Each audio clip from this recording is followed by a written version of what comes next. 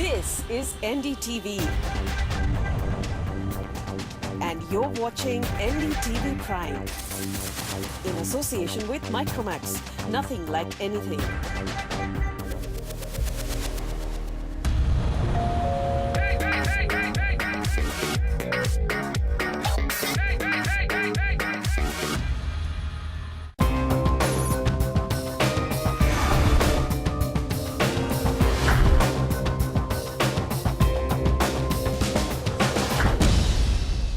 Property बाजार में निवेश की सटीक सलाह के साथ पेश है आपका पसंदीदा शो प्रॉपर्टी इंडिया।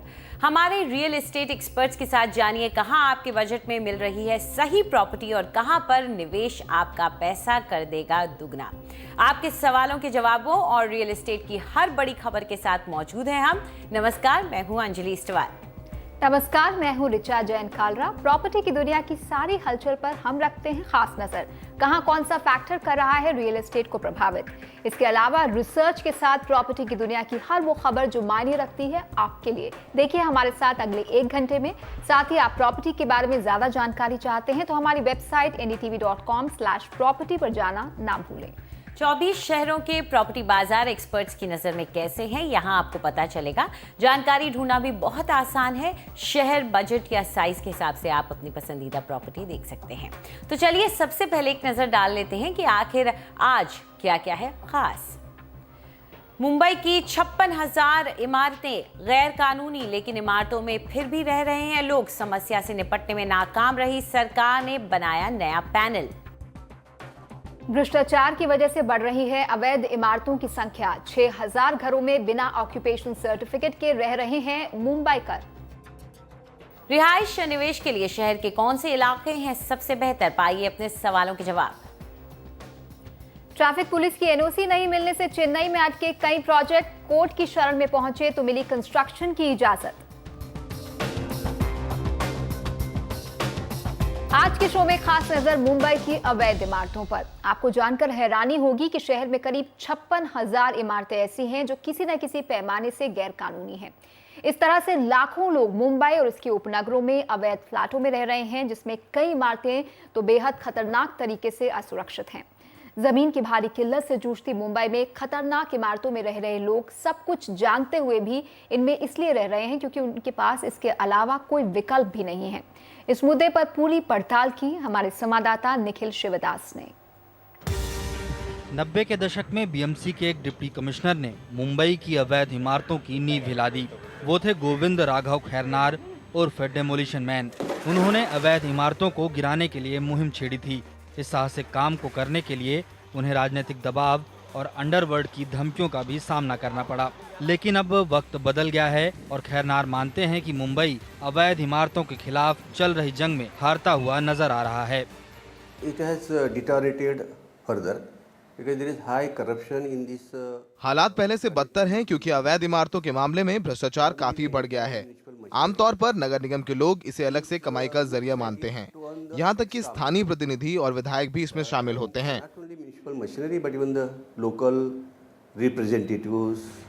जमीनी हकीकत खैरनार की बात को सच साबित करती है।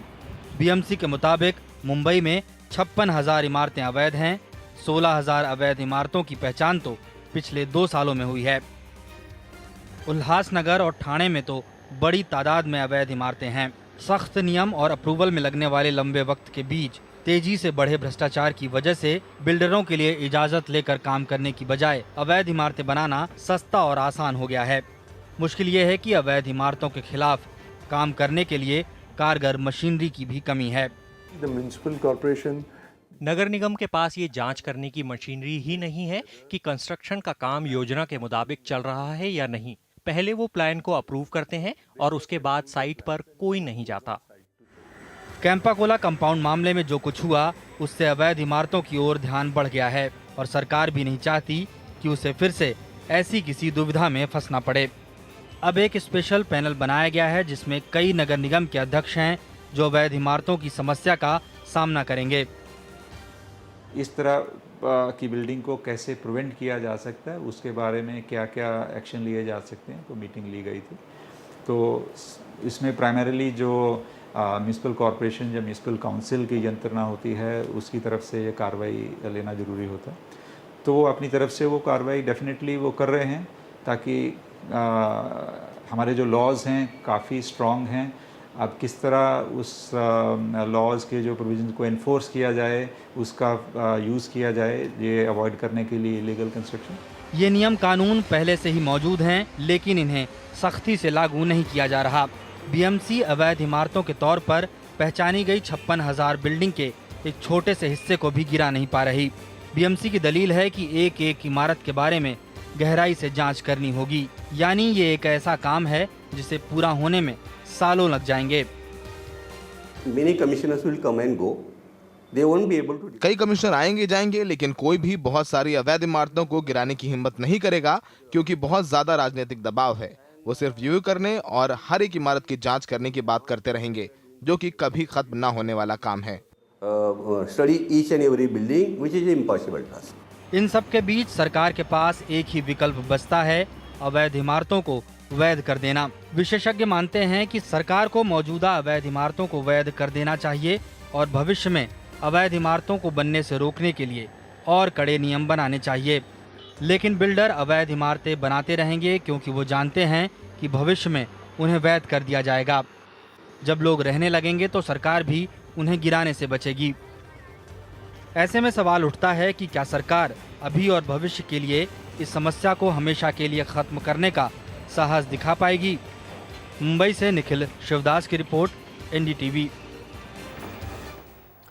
आखिर क्या है ये पूरा मामला और इलीगल बिल्डिंग्स, अवैध इमारतों को लेकर के मुंबई में कितना बड़ा अब ये पूरा झमेला बनता जा रहा है, इस पर चर्चा करने के लिए हमारे साथ मौजूद हैं शुभांकर मित्रा, जो कि हेड हैं strategic consulting west JLL India के, और अनिल गलगली हैं, जो कि RTI कार्यकर्ता हैं। आप दोनों का शुक्रिया हमारे साथ जुड़ने के लिए। तो सबसे पहले तो हम यही जानना चाहेंगे अनिल जी आपसे कि आखिर क्या वजह है कि कोई भी म्युनिसिपल कॉरपोरेशन जो होती है वो उस वक्त इस काम को नहीं रोक पाती है जब ये इमारतें बन रही होती हैं। जब लोग रहने लगते हैं तब क्यों फिर गिराने की बात शुरू होती है? तब तो जाहिर तौर पर राजनीतिक दबाव और लोगों का दबाव होगा। ये जो अवैध निर्माण जो होते हैं, चाहे वो बिल्डिंग का काम हो, चाहे कोई भी अवैध निर्माण हो, तो एक दिन में नहीं बनता है। तो कहीं ना कहीं तो ये नेक्सस है, जैसे नगर सेवक है, विधायक है, महानगर पालिका के अधिकारी और पुलिस। तो ये पूरा नेक्सस जो आज मुंबई शहर को तबाह करने में लगा हुआ है। आज हम जैसे कैंपा कोला की बात करते हैं, कैंपा कोला का भी मामला अभी काफ़ी पुराना था, मगर जब ये मामला कानून के पटल पर रखा जाता है तब निश्चित तौर पर कानून और जो महानगर पालिका का जो नियम है इसमें विरोधाभास है।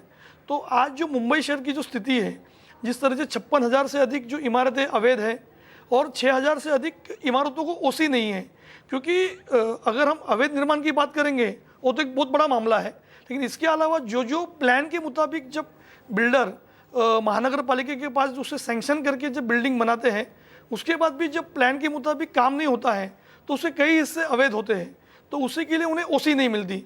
तो कहीं ना कहीं तो महानगर पालिका, बिल्डर, पुलिस और जो जनता है, क्योंकि जब ऐसे मामले सामने आते हैं, जैसा कैंपा कोला का मामला सामने आया, तब आम आदमी उसमें तकलीफ होती है, उसे प्रभावित होता है।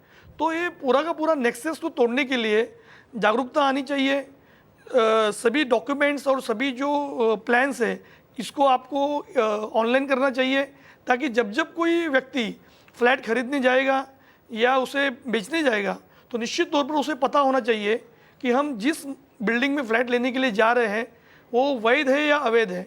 तो कहीं ना कहीं तो महानगर पालिका को इसमें पहल करनी चाहिए, क्योंकि हर बार हम बिल्डर और आम नागरिक पर जो एक ठिकरा फोड़ के साइड हो जाते हैं। अनिल जी, कहीं ना कहीं तो महानगर पालिका आरोप लगते हैं, अनिल जी ये भी आरोप लगते हैं कि महानगर पालिका की सांठगांठ के बगैर इस तरह का गैरकानूनी निर्माण इतने बड़े पैमाने पर मुमकिन ही नहीं है। खैर इस पर हम बाद में आएंगे, लेकिन अभी शुभांकर से पूछते हैं। शुभांकर, एक तरह से बाढ़ आई हुई है गैरकानूनी इमारतों की मुंबई और उसके उपनगरों में। जमीन की कमी है, जमीन बहुत कीमती है वहां पर और लोगों का बजट सीमित है, हर कोई 1-1 करोड़ के मकान अफोर्ड नहीं कर सकता।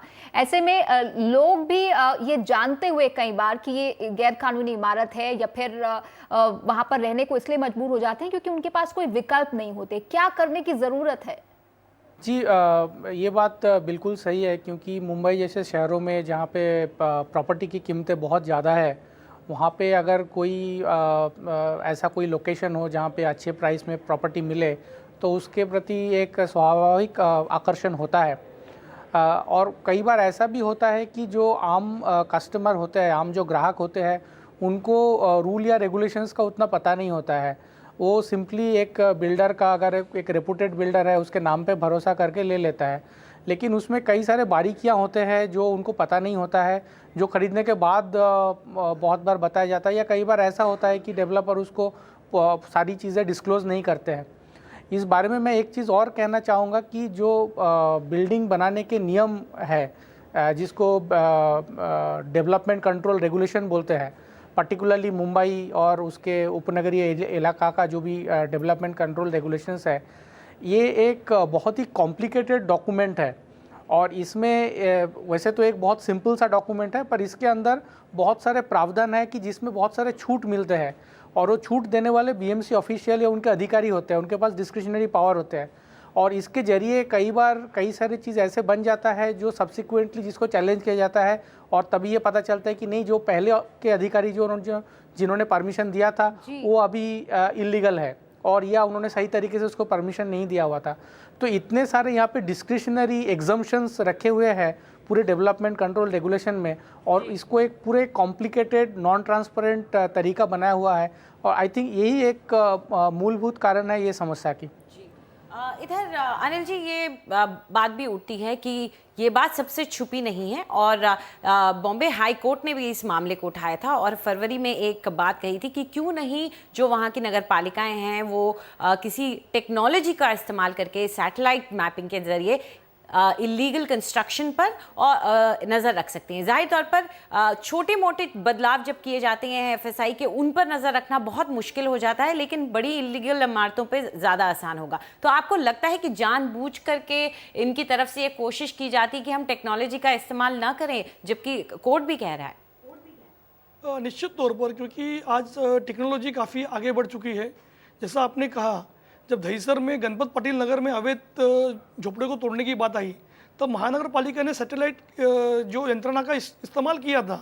यानी जहाँ इन्हें ज़रूरत होती है, जहाँ इन्हें सफाया करना होता है, तो वहाँ पर ये टेक्नोलॉजी का इस्तेमाल करते हैं।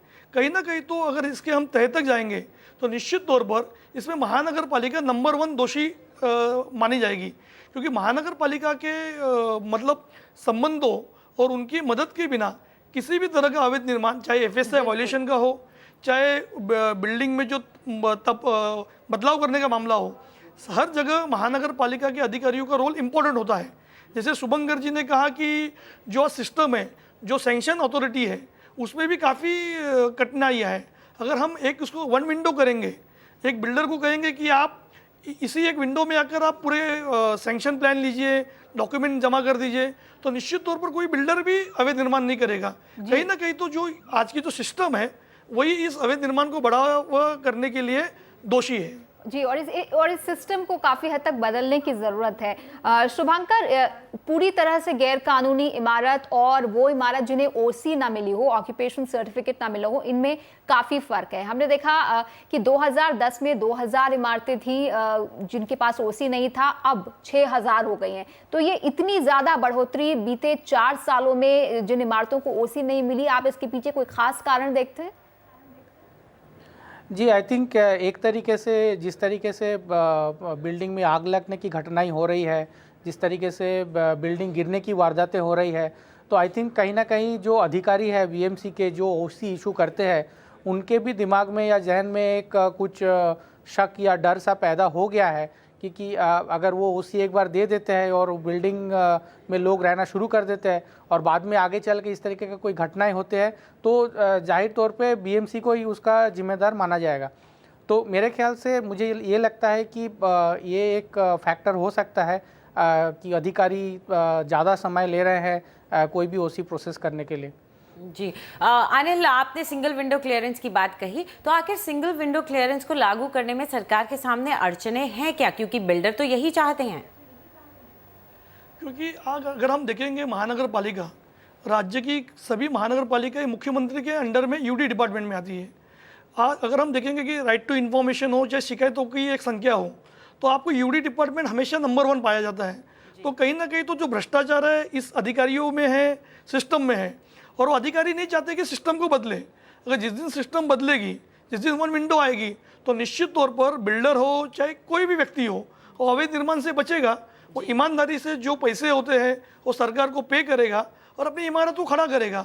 मगर महानगर पालिका और जो पूरे जो एक सरकारी अफसरशाही महाराष्ट्र में चल रही है, जैसे उसे कहते हैं इंस्पेक्टर राज, वो नहीं चाहता है कि इस सिस्टम को बदला जाए। जी, आप बड़ा सवाल उठा रहे हैं अनिल कि जो इंस्पेक्टर राज और जो करप्शन है, भ्रष्टाचार है, उसके चलते भी ये इमारतें बढ़ रही हैं। हमने देखा कि नवी मुंबई में शुभांकर, वहाँ सिडको सख्ती कर रही है तो वहाँ कुछ लगाम लग पाई है। यहाँ बीएमसी क्या सख्ती नहीं कर रही है? जानबूझकर हम अंधेरी, जुहू जैसे इलाकों में ज्यादा गैर कानूनी निर्माण देखने को मिल रहे हैं। जी, मुंबई और नवी मुंबई दोनों का कॉन्टेक्स्ट थोड़ा अलग अलग है।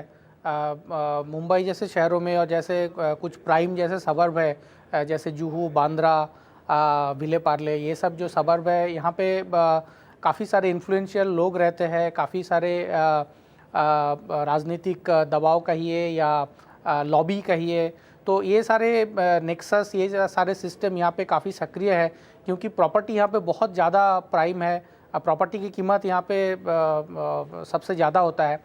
तो इसीलिए यहाँ पे कोई भी चीज़ को कंट्रोल करना उतना आसान नहीं है, चाहे कोई भी अथॉरिटी हो।